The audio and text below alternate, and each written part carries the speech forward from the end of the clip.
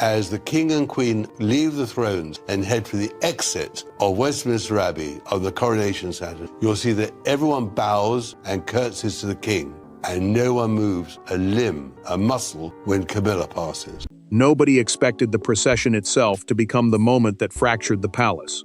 Camilla had prepared to take her familiar position beside the king, surrounded by aides and allies who had spent years protecting her place inside the royal structure. Then the instruction came. Princess Anne would take that position instead. No negotiation, no delay.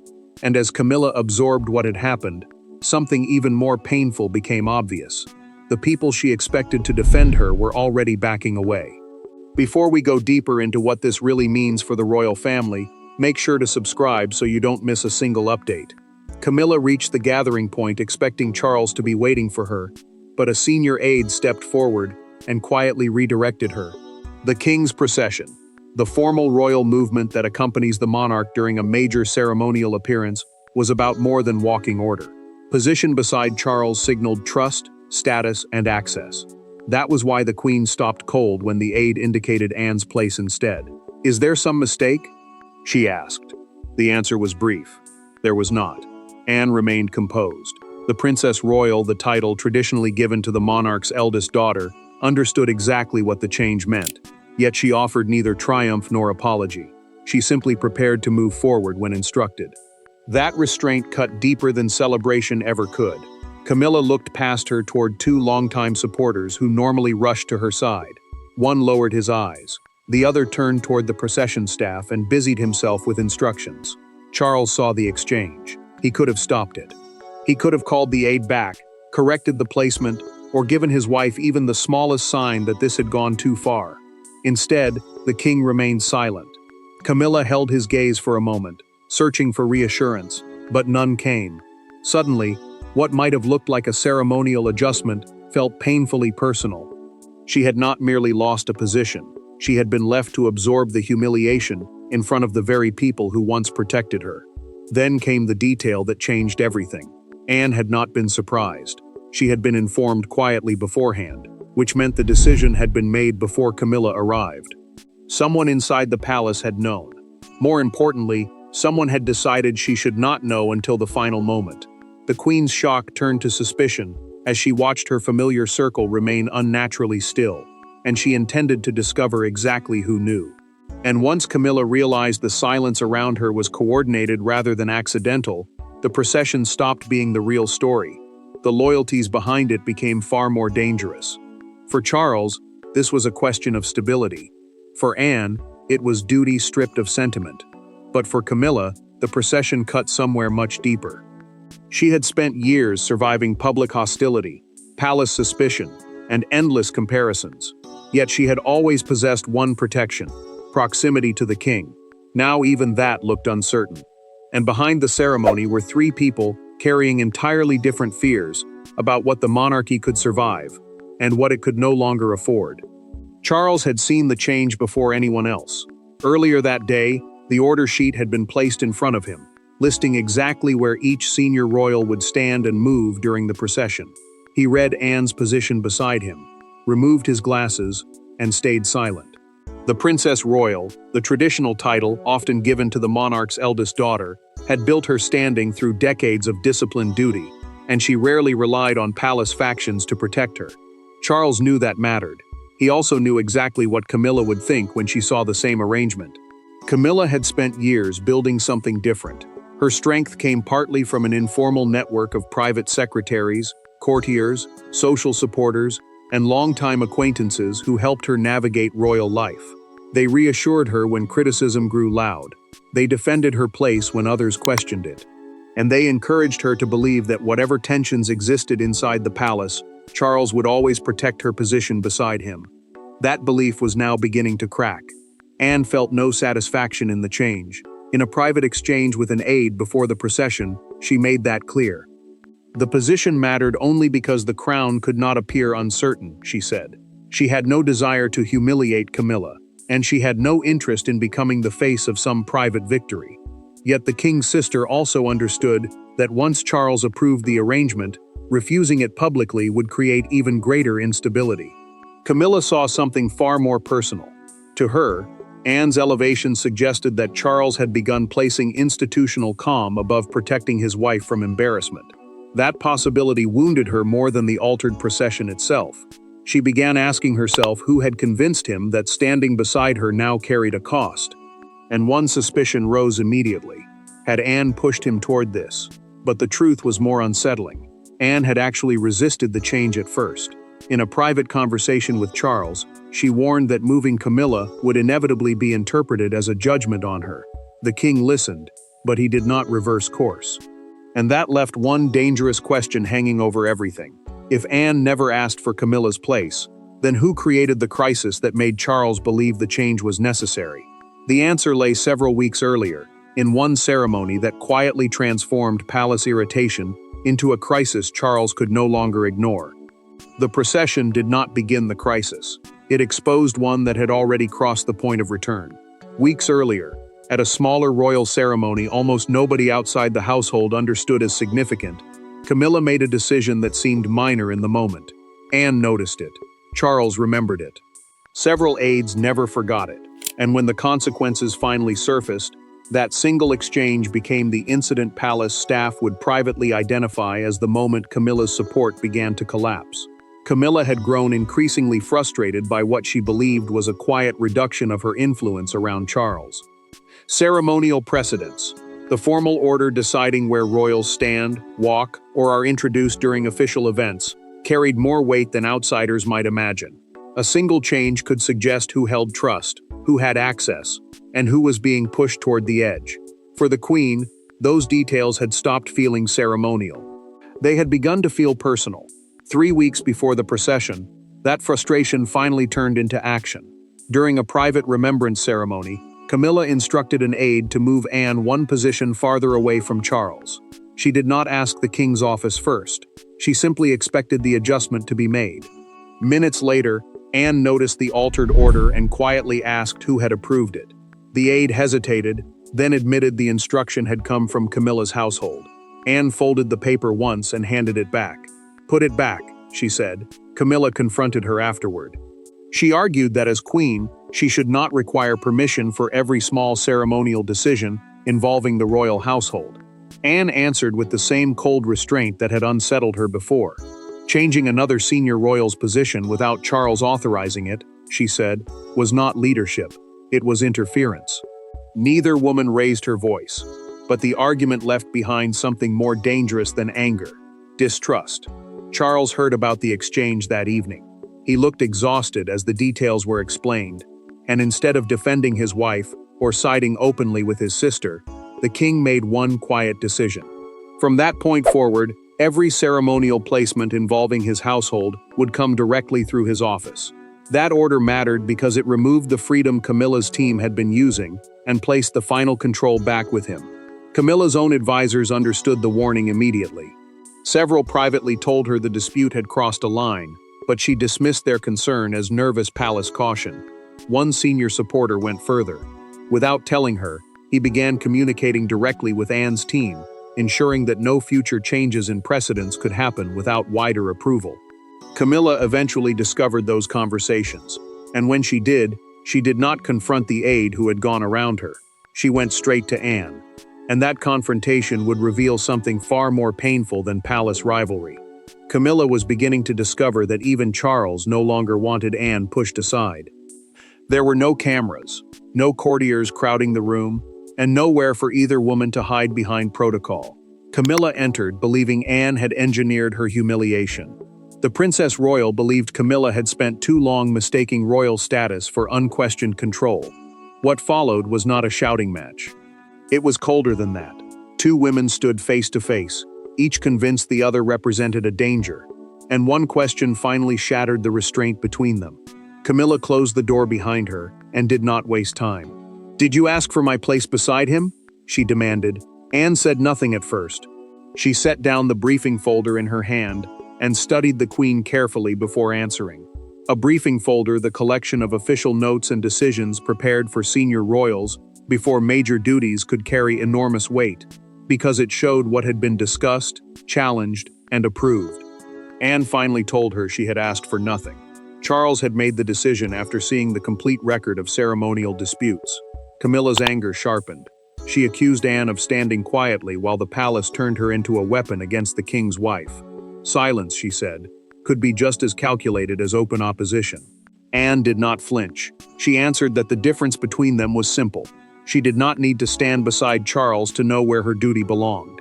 For Camilla, influence came partly through marriage and proximity to the sovereign. For Anne, it came through years of service and the belief that royal duty should survive personal rivalries.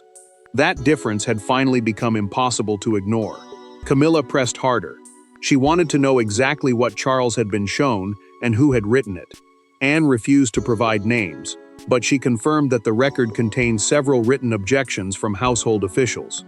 Those objections detailed disputes over precedence, unauthorized changes, and growing concern that separate royal teams were beginning to compete for control. The Queen's expression changed. This was no longer one disagreement being used against her.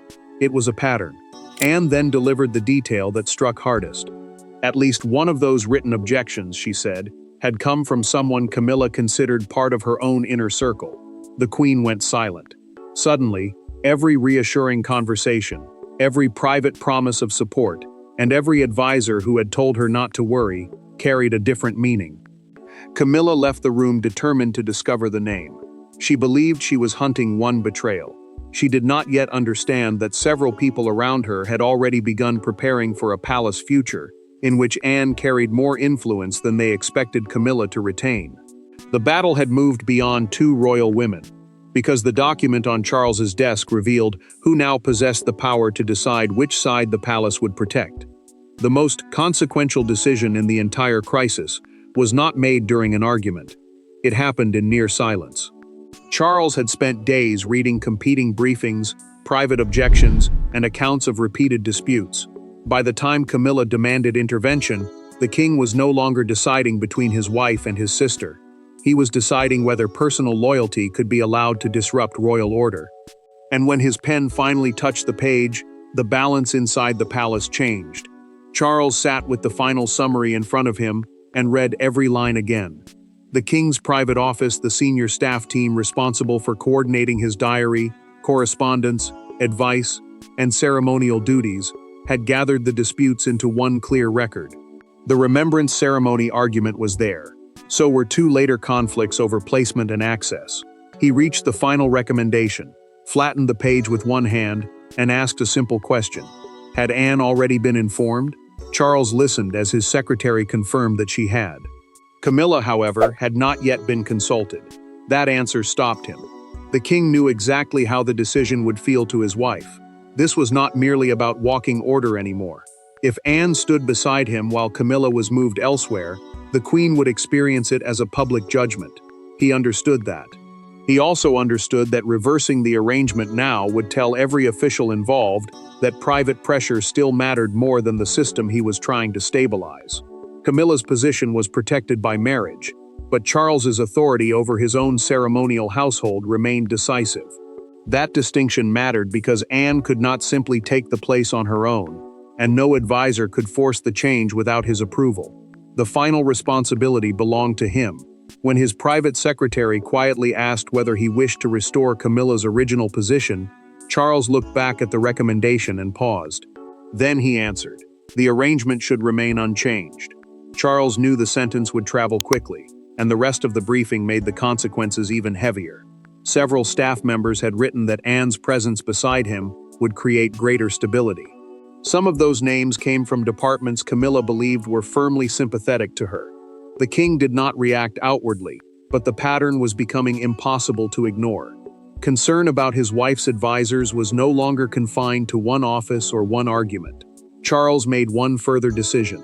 From that moment, future disputes over ceremonial placement would be handled through a single central office. Camilla's team would no longer make independent alterations involving senior royals. The Queen's influence had not vanished, but one important route of control had just been closed. And as soon as that instruction circulated, people who once competed for Camilla's approval began calculating where power now truly sat. When palace loyalty begins moving, it rarely announces itself loudly. It appears first in unanswered calls, canceled meetings, and doors that no longer open. Camilla could survive anger. She could survive criticism. What she had never expected was emptiness. Within hours of the procession decision, the people who once surrounded her began disappearing one careful step at a time. A meeting was postponed. A promised conversation never happened. An advisor suddenly routed everything through Charles's office. None of it looked dramatic individually. Together, it formed a devastating message. Her allies were no longer willing to risk their own positions defending hers.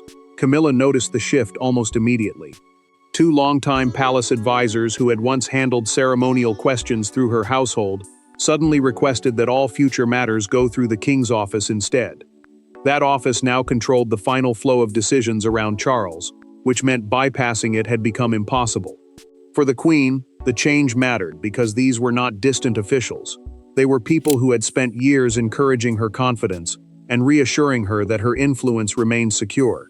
Camilla asked her secretary to arrange a private conversation with one of her strongest supporters. She expected an answer quickly.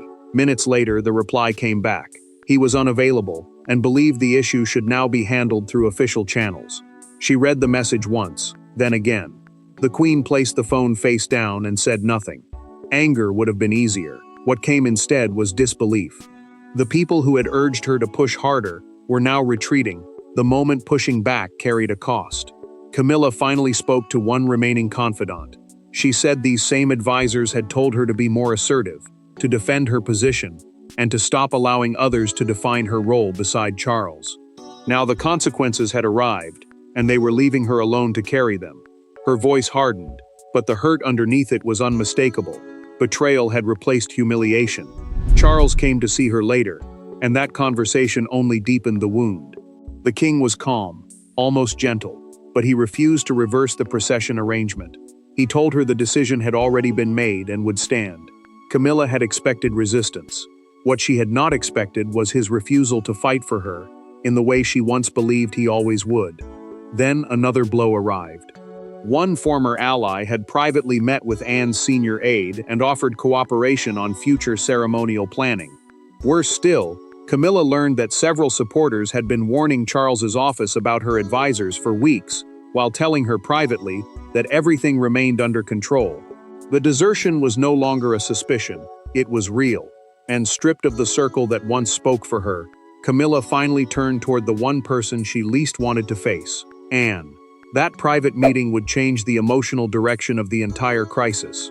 For the first time since the crisis began, there were no advisors feeding suspicion into either side. No procession order, no briefing paper, no supporters whispering about victory or defeat. Camilla and Anne met alone, and without the machinery of the palace between them, the conflict suddenly looked different. One had lost influence. The other had gained responsibility she never requested. And in the quiet that followed, both women were forced to confront what their rivalry had actually cost. Camilla asked for the meeting herself. She made one condition clear: no aides, no secretaries, no intermediaries. Anne agreed. Behind the closed door, the queen did not begin with accusation this time. She admitted that losing her place beside Charles had hurt, but watching longtime allies retreat had hurt far more. Those people had spent years telling her she was secure.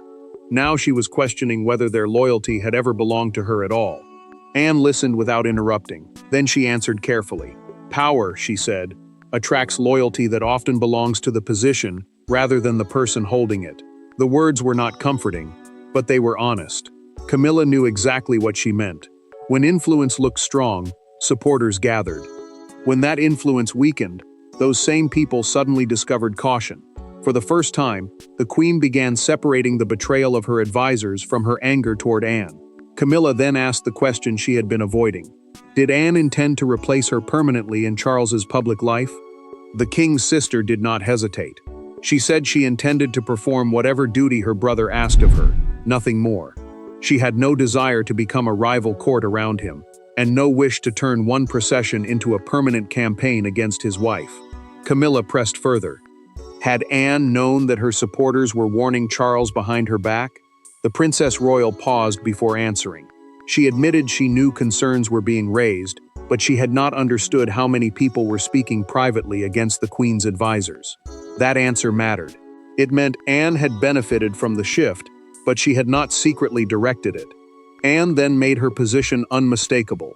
She had never asked Charles to diminish his wife. Her only demand was that no separate household be allowed to manipulate royal order for personal advantage. Camilla finally understood what she had resisted for weeks. Anne's rise had not been created by a hidden campaign. It had been created by escalating decisions inside her own circle. The realization did not erase the hurt, but it changed where the hurt belonged. And now both women faced the real test. The palace could understand the reasons privately, but the public would judge only what it saw when the royal party finally stepped forward. The private arguments were over by the time the procession began.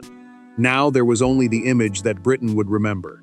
Anne moved into position beside Charles, with the controlled expression of someone determined not to turn duty into triumph.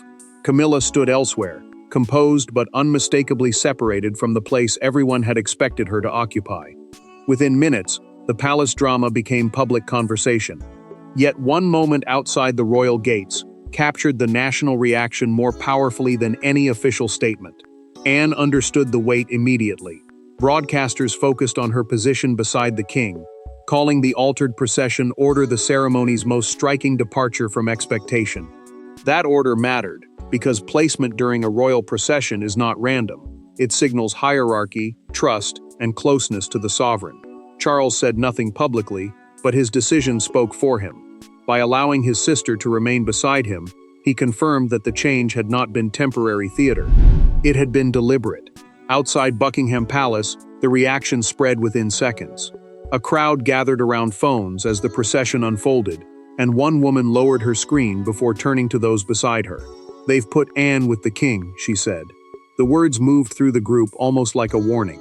People began comparing what they were seeing with previous appearances, and the absence of Camilla from her expected place became impossible to ignore. Camilla felt the attention but refused to retreat. The queen completed the appearance with measured control, aware that leaving early or showing open anger would turn private humiliation into public collapse. Her composure became its own statement. She had lost the position, and several allies had already deserted her, but she would not allow the moment to remove her from royal duty entirely. Anne remained equally careful. She kept her attention on Charles and gave no sign of satisfaction.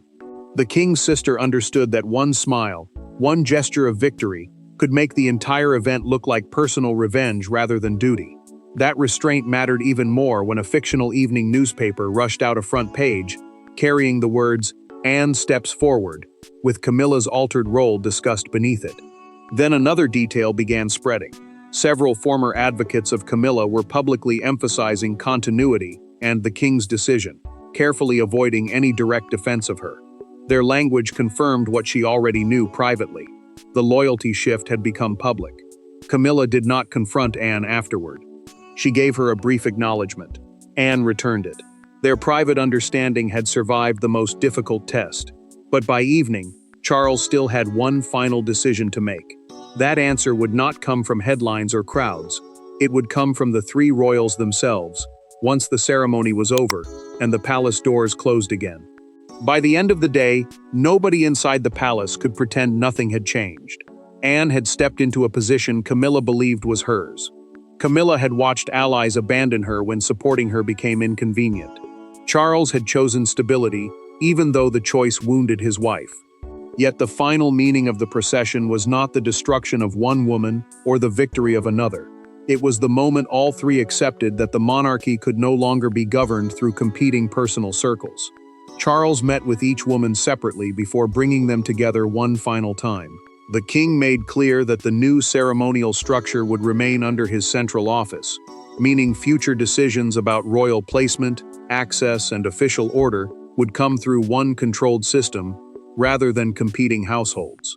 That mattered because the entire crisis had grown from separate circles, trying to shape his public life. He would not allow that struggle to continue. Charles removed the original procession sheet from his folder and placed it between them. He said there would be no more competing instructions, no private alterations, and no quiet attempts to shift another royal's position without approval. Camilla listened without interruption. The queen knew there would be no reversal. She had lost influence, but something else had disappeared too. The belief that the people around her were loyal simply because they stood close. Camilla accepted the harder truth. Several advisors who deserted her had been attached more strongly to proximity to power than to her personally. She began rebuilding a smaller circle around people willing to challenge her privately rather than flatter her publicly and disappear when consequences arrived. Losing allies had humiliated her. Understanding why they left finally gave that humiliation meaning. Anne refused to treat the outcome as victory. She told Charles she would serve wherever required, but she would not become the leader of an anti-Camilla faction. The king's sister retained a more prominent supporting position during selected ceremonial duties, not as a replacement for his wife, but as someone he trusted to provide steadiness when palace tensions threatened to overwhelm duty. Charles then settled the question that had haunted Camilla from the beginning. The procession decision had never been designed to humiliate her. It had been intended to stop a damaging fight over access, precedence, and influence before it weakened his reign further. Camilla lost the illusion that rank guaranteed loyalty. Anne gained responsibility without seeking revenge.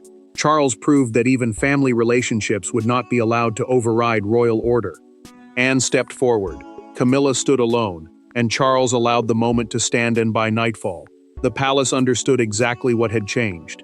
In the new royal order, duty would outrank loyalty, and nobody's place beside the crown could ever again be taken for granted. Thanks for watching. Please don't forget to like and subscribe, and we will see you in next one.